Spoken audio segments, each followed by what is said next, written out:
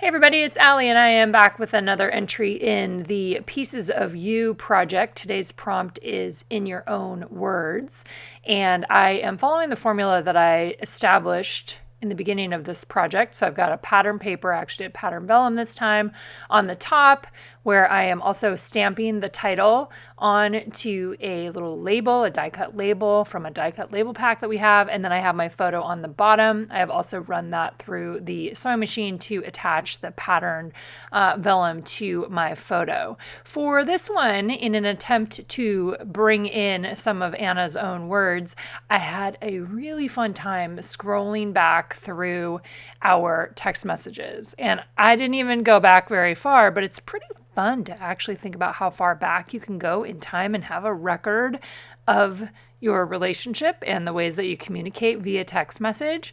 So what I decided to do for this one is I actually screenshotted 3 different sections of text messages and printed them on vellum. I cropped them in Photoshop. So I did the screenshot on my phone. I cropped them in Photoshop so that they were 4.25 inches wide, excuse me, by 8.25 inches tall. And I am printing them here at home on my Epson 15,000 printer, and this is on printable vellum, so inkjet vellum. I have this linked for you as well, and I'm going to layer them on top of each other.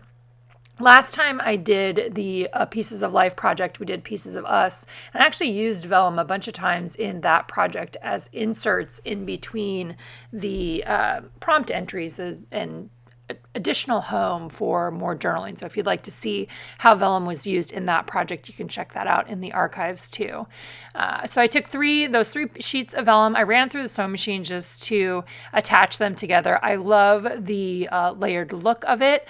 I love that you can kind of see through there. And I think it's just a fun way to bring in some of the conversations that we have had over the years, or really, it's in the last couple of months. So I'm using red line tape here. Again, I just do it around the outside edges. This pattern vellum, with the pattern vellum, you cannot see the tape through the back. So I was pretty excited about that. Again, I'm leaving a little bit of space in the seam there so it can turn in the ways that it wants to turn. And I decided for this one to use red line tape as well. You can see the red line tape through the initial piece of vellum, so the first one that's going to be adhered on there. You can see it a little bit, but I decided that I did not care about that and that it was going to be just fine. I could have used like a glue stick. That might have worked. But other than that, I think it's fine in terms of the little bit that you can see on there. You might not even be able to see it in the video, but maybe in the photo just a little bit. Then, as always, I'm going to go in and I'm going to trim off the edges. I'm using a metal ruler and a craft knife to do that. And I will be using a corner rounder on the edges to round the corners.